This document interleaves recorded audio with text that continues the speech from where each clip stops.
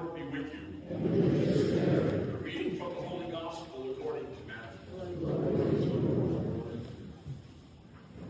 When John the Baptist heard in prison of the works of the Christ, he sent his disciples to Jesus with this question: Are you the one who is to come, or should we look for another?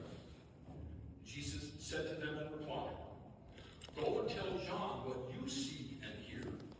The blind regain their sight, the lame walk, lepers are cleansed, the deaf hear, the dead are raised, and the poor have the good news proclaimed to them. And blessed is the one who takes no offense at me.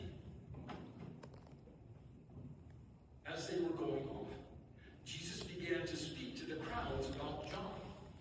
What did you go out to the desert to see? A reed swayed by the wind?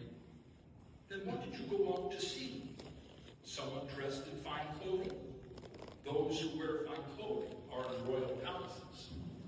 Then why did you go out? To see a prophet? Yes, I tell you, and more than a prophet.